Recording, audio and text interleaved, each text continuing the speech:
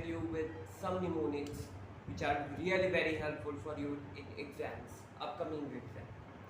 It is for general anatomy, which is very crucial subject. Students found very difficulty in it. So there are some mnemonics which help you a lot. First of all, we are talking about bones. There are basically two type of bone. One is paired bone and another one is unpaired bone. For unpaired bone, actually I have made some mnemonics with my dental pulse also, and somewhere in my coaching institute as well, and some mnemonics are made by me only. So for skull bone, there is the two part. One is the claviria and another one is the facial skeleton. So in the claviria, there is the two type of bone. One is the paired bone and another one is the unpaired bone. For paired bone, I have right mnemonic is PT. PT is P for parietal and T for temporal. And for the unpaired bone, I have made a SOFI. S for sphenoid, O for occipital, F for frontal, and E for ethmoid. Now I have made some mnemonics also. First is we talked about the structure which are passed through different type of foramens in our skull. See, this question is very common in INICT and MDS both exams. This question is come, and in first year BDS who students are in first year right now, their 2 marks question may be asked in university exam as well as internal exam. So it is very important to know that from which foramen which structures are passing through. So some mnemonics made by me, some mnemonics are over there. Like foramen oval. In foramen oval, 4 structures are passed. That mnemonic is male. M for maxillary nerve, L for lesser petrosal nerve, A for accessory meningeal artery, and E for imaginary vein. That is male. Second mnemonic is foramen magnum. Foramen magnum having 3 parts. One is the anterior part, second is the subarachnoid part, and third one is the posterior part. Posterior is the most vital part, you know. So through the anterior part, I have made 2 things. One is AM. We have हमको memory में रखना है कि इसके anterior part से जो होता है वो 2 स्ट्रक्चर निकलता है. एक मेम्ब्रेन होता है और एक क्या होता है, लिगामेंट होता है. तो जो लिगामेंट होता है वो अपाइकल लिगामेंट होता है, और एम से जो मेम्ब्रेनस होता है वो होता है मेम्ब्रेना टेक्टोरिया होता है.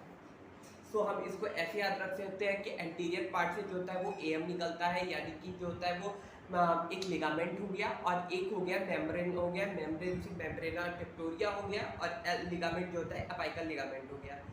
सब एरेक्नोइड पार्ट से हमको याद रखना है कि स्पाइनल और वर्टिब्रा से ही रिलेटेड से निकलेगा. लाइक स्पाइनल एक्सेसरी नर्व निकलेगा, वर्टिब्रल आर्टरी निकलेगा, और anterior and posterior spinal artery निकलेगा.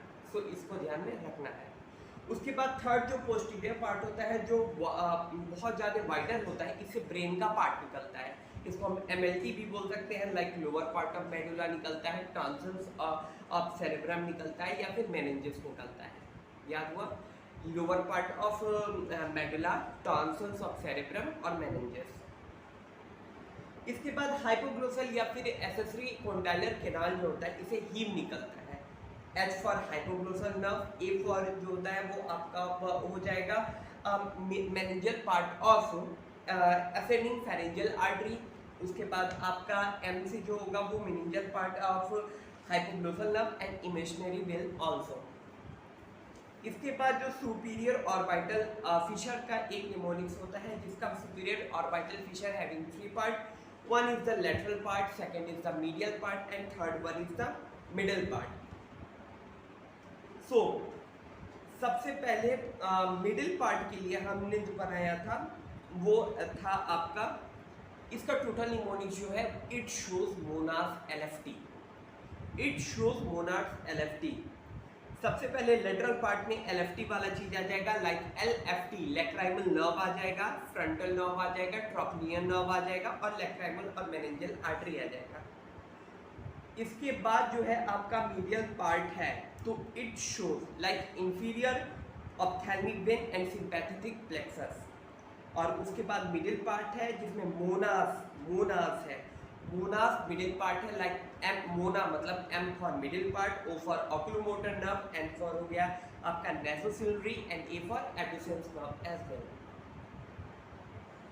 इसके बाद इंफीरियर और वाइटल फिशर जो होता है उसके लिए हमने बनाया था आई एम जिप का मतलब हो गया आपका सबसे पहले हो गया इंफीरियर ऑप्थेल्मिक वेन हो गया आई से, ए से आपका जो हो गया वो एम से जो हो गया वो मैक्सिलरी नर्व हो गया, जेड से आपका हो गया जाइगोमेटिक नर्व हो गया, उसके बाद आई से इंफीरियर और वाइटल नर्व हो गया, और पी से जो होता है टेर्बोपैलेटाइन गैंग्लियन हो गया।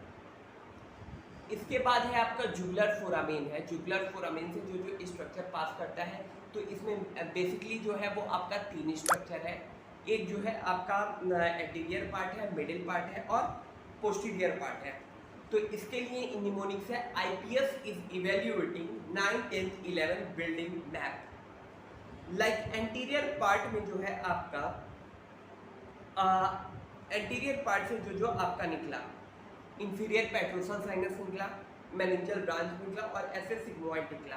मिडिल पार्ट से 9, 10, 11 फ्लोर, मतलब कि 9 नर्व, 10 नर्व और 11 नर्व। और उसके बाद पोस्टीरियर पार्ट जो हो गया उससे आपका 2 निकला मैप, इंफीरियर जुगुलर वेन निकला और मेनिंजल ब्रांच निकला। इसी तरह से हम आगे के अगर इसकी बात करें, निमोनिक्स की बात करें तो स्कैल्प हुआ। स्कैल्प का हमको पता है कि 5 लेयर होता है। फर्स्ट इज द स्किन होता है, second is the connective tissue या सुपरफिशियल फैसा जिसे बोलते हैं, उसके बाद ए से एपोन्यूरेसिस होता है, एल से लूज कनेक्टिव टिश्यू होता है और पी से जो होता है वो आपका पेरिक्रेनियम होता है। ये चीज़ याद रखना होता है। इसके बाद डेंजरस एरिया ऑफ स्कैल्प जो हम बोलते हैं वो आपका होता है लूज कनेक्टिव टिश्यू जो होता है, इसको हम डेंजरस एरिया ऑफ स्कैल्प भी बोलते हैं।